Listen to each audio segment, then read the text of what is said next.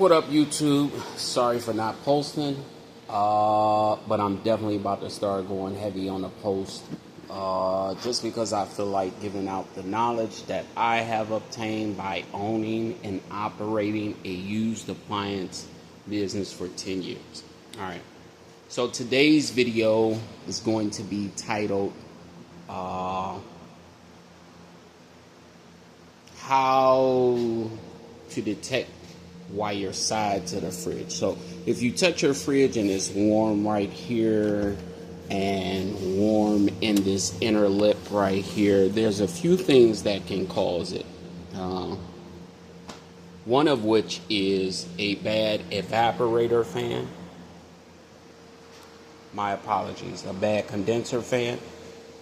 Clogged condenser coils. Clogged condenser coils can cause the refrigerator to get warm. So the first thing you want to do is you want to take off that panel back there. And you want to look at your condenser coils. These are your condenser coils. A lot of times these are full of debris, as you can see right now. They got a little bit of dust on them, but that dust shouldn't make this refrigerator get hot as it's getting on the outside of the refrigerator to the touch. So the next thing I looked at is the compressor to see how hot the compressor is running. And I move over to my condenser fan. But the main two components you want to check is your condenser coils and your condenser fan.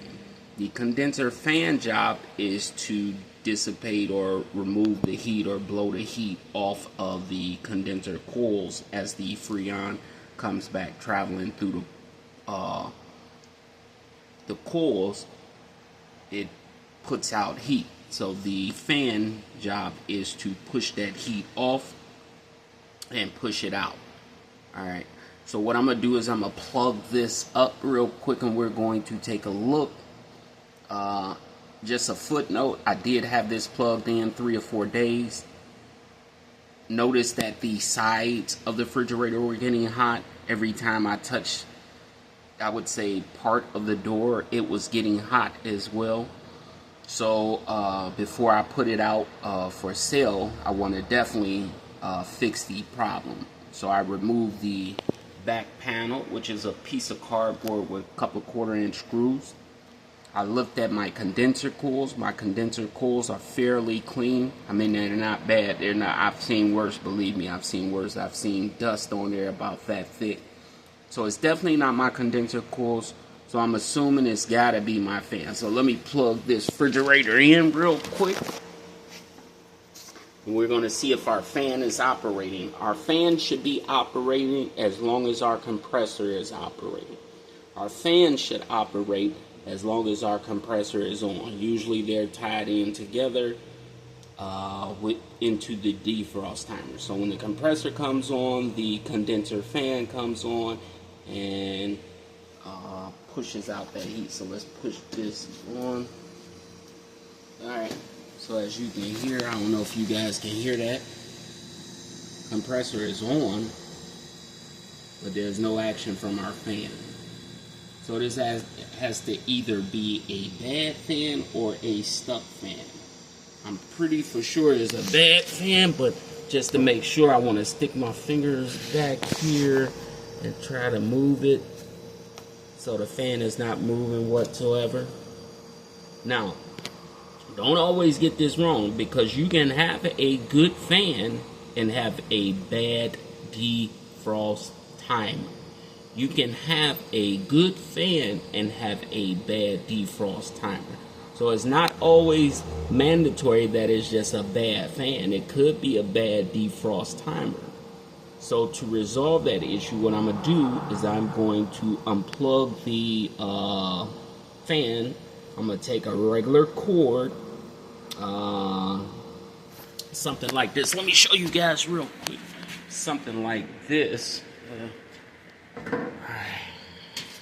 See, I got thousands of cords back here.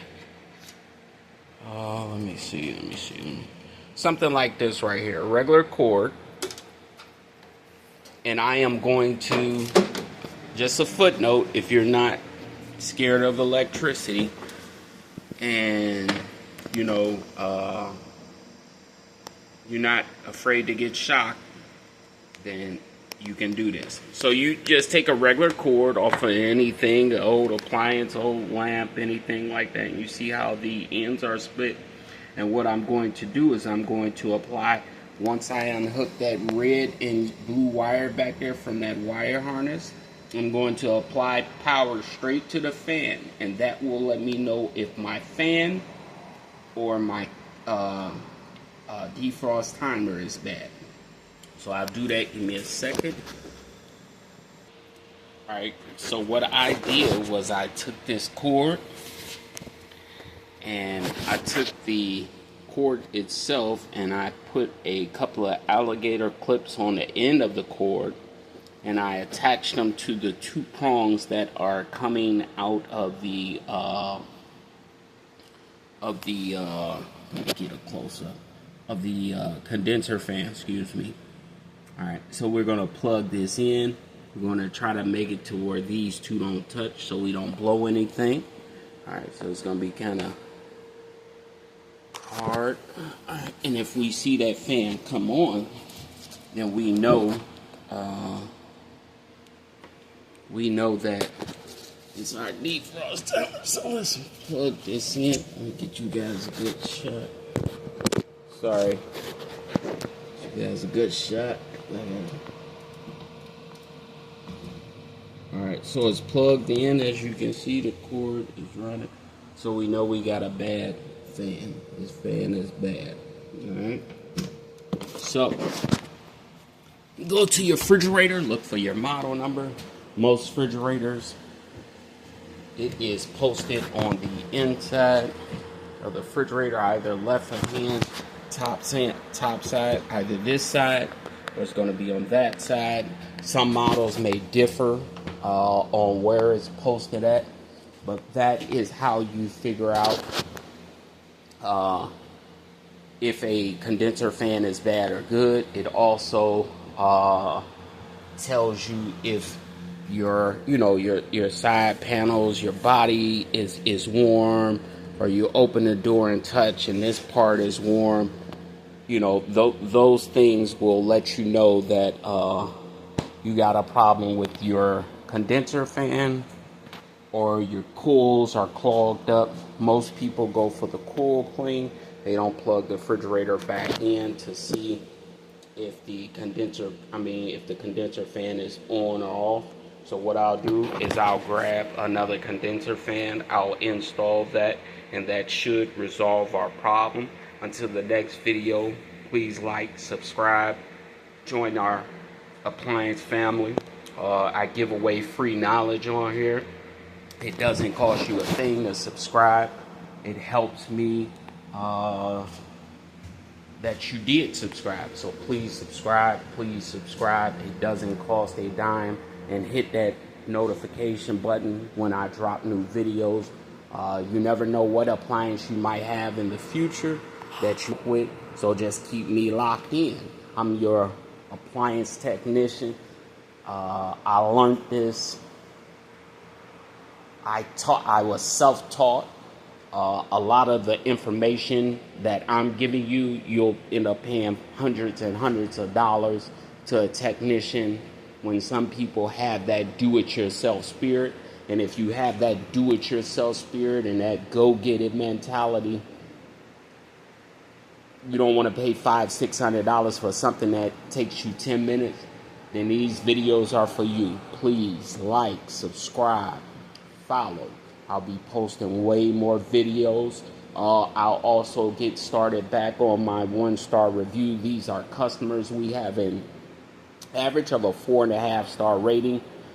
There's a few customers that like to post 1 stars because I guess they have the right to. So we'll be dissecting those, breaking those down and stuff like that. Why did we get a 1-star? You know, I'll try to get more information on why they posted. They usually post a little summarized note in there.